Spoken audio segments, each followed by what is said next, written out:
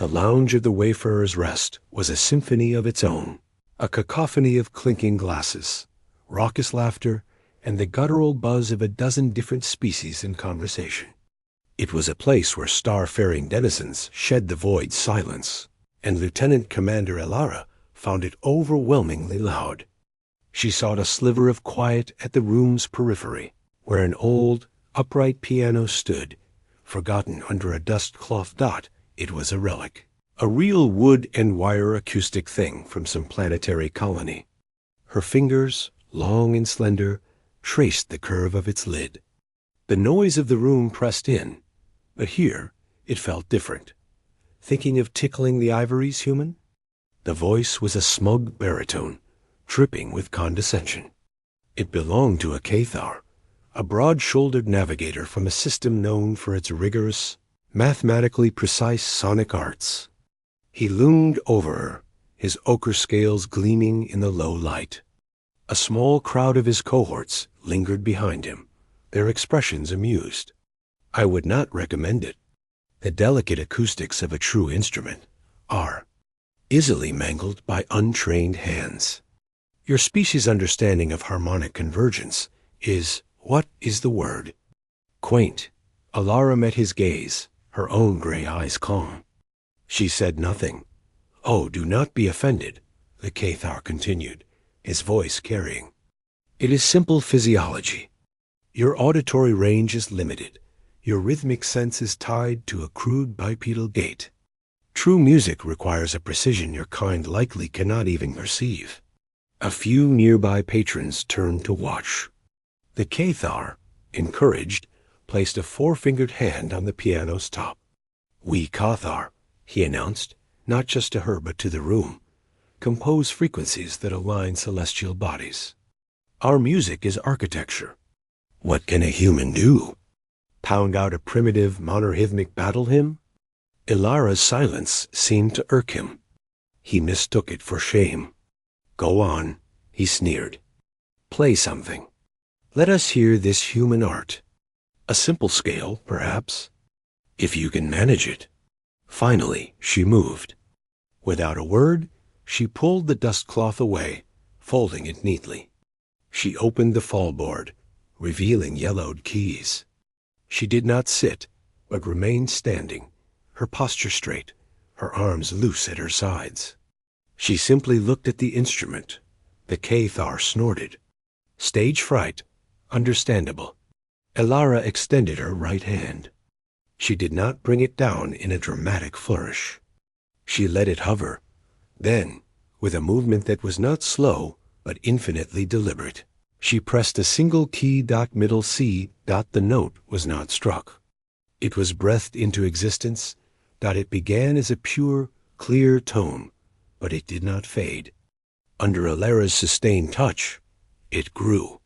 It deepened, broadening into a resonance that seemed to vibrate from the piano's very soul, not just its strings. It swelled, filling the spaces between other sounds. The clinking glassware suddenly seemed harsh, the laughter jarring. One by one, conversation stuttered and died as the patrons became aware of the sound. It was just one note. But within it, the listeners began to hear things. A low, foundational hum, like the idling engines of a great starship. A softer, sighing overtone, like solar wind across a hall. A faint, crystalline shimmer, like starlight on ice. The single note was a vessel, and within it sailed the echoes of the void itself, not the empty silence of the vacuum, but the profound, resonant stillness that existed between the stars, the deep, humming patience of cosmic background radiation given voice. The Cathar's smug grin had frozen, then melted away. His large ears, sensitive to a broad spectrum, twitched. He was not just hearing a note. He was feeling it. It vibrated in his marrow. It spoke of distances that made his celestial compositions seem like child scribbles. It was immense. It was ancient. Elara did not look at him. Her gaze was turned inward, her focus absolute on the sustain of that one key. The sound began to change again. It was no longer just the voice of the void. A warmth seeped into it, the enduring, fragile heat of a biosphere, the rhythmic pulse of a living world, the whisper of atmosphere, the memory of a blue sky, the deep, slow beat of a planetary heart. It was Terra. It was home. Not a battle hymn, but a lullaby for an entire world, carried within a single, unwavering tone dot in the room. Not a soul moved. A Bolaxian, a species with no eyes, had its sensory fronds pointed rigidly at the piano. A delicate Glyphian had tears of iridescent liquid tracing down its chitinous cheeks. The raucous energy of the lounge had been not silenced, but transformed, wrapped in the profound clarity of that one human note. The Cathar felt a chill that had nothing to do with temperature. His theories of harmonic convergence shattered. This was no architecture of sound. This was archaeology. She was excavating a universe of feeling from a single point of vibration. He heard the loneliness of long-range solo voyages, the determined hope of a generation ship's crew, the quiet courage required to step onto an alien world. He heard the weight of history and the lightness of a dream, all intertwined, inseparable.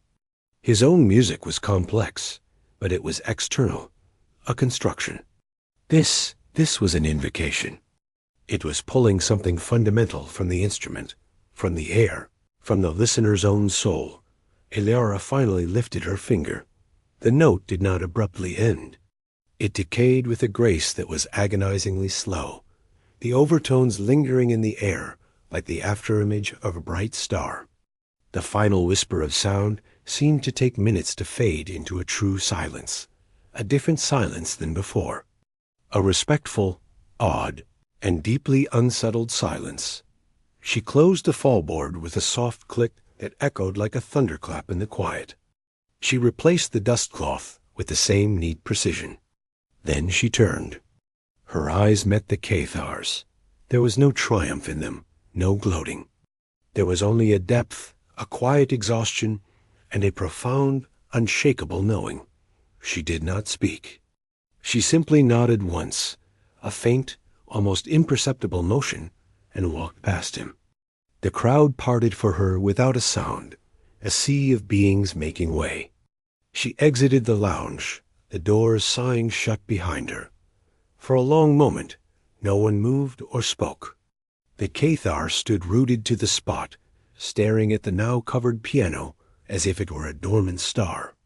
The smugness was gone, replaced by a hollow awe. He had mocked her piano skills, expecting a clumsy scale, a simple tune. He had been prepared to critique rhythm, melody. Technical proficiency. He had not been prepared for a single note to contain a cosmos. One of his crewmates, a younger Cathar, finally approached, his voice a hushed whisper. What was that? What harmonic principle was she using? The navigator tore his gaze from the piano. He looked at his hands, the hands that had claimed to build music as architecture.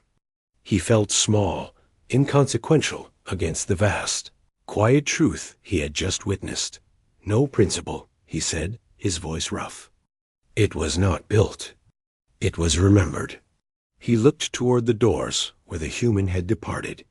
We compose music, they remember where it comes from.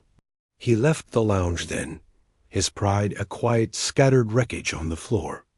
The conversations in the Wayfarer's Rest resumed, but they were hushed, thoughtful, as if everyone was afraid to break the fragile shell of the silence she had left behind. The piano sat, once again just a piece of forgotten furniture.